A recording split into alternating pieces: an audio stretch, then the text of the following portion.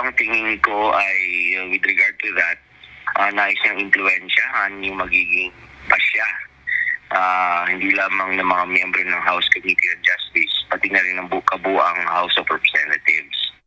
Posibleng nais-impluwensyahan ni Vice President Sara Duterte ang desisyon ng mga mambabatas sa isinusulong na impeachment laban sa kanya, kaya nagdeklara agad na tatakbo sa 2028 presidential elections. Ito ang pananaw ng political analyst at political science professor na si Dennis Coronacion sa naging palaisipan sa layunin ng pangalawang Pangulo sa maagang pag-aanunsyo ng kanyang planong politikal. Ayon kay Professor Coronacion, may nais na ibigay na mensahe ang Vice Presidente sa mga mambabata sa Kamara kaugnay ng inihaing impeachment complaints. Kumbaga man, nagbibigay siya ng signal o mensahe na kung sakaling ako ay mananalo bilang Pangulo sa 2028, kayong mga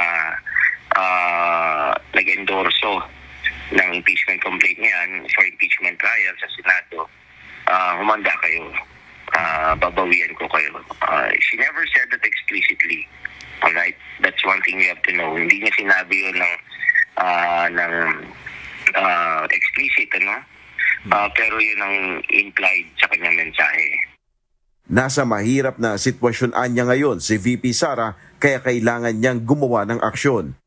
Kasi ang nakikita ko is nasa isa siyang kumbaga man ay masamang sitwasyon. At pwede pang lalong sumama ito sa mga darating na mga linggo o buwan. At pwede maging dahilan upang masira ang kanyang imahe. At pag kinalaunan, pagdating ng eleksyon, maaaring ikatalo niya. So gusto niya sanang kumbaga man pigilan yung posibleng pagkatalo niya o sa mga mangyari sa kanya sa darating na 2028 presidential election. Alam naman natin tatakbo siya. Paliwanag ni Coronacion, hindi maikakaila na malakas pa rin sa kasalukuyan ng impluwensya ni dating Pangulong Rodrigo Duterte at may hatak pa rin sa publiko. Bagay na dapat anyang mapanatili hanggang sumapit ang 2028 elections. Patunayan natin na kahit wala na sa pwesto si former President Duterte, gumagana pa rin yung Duterte magic. Andun pa yung Duterte brand of politics. Nakita natin sa mga naipanalo nila both at the national level at saka local level.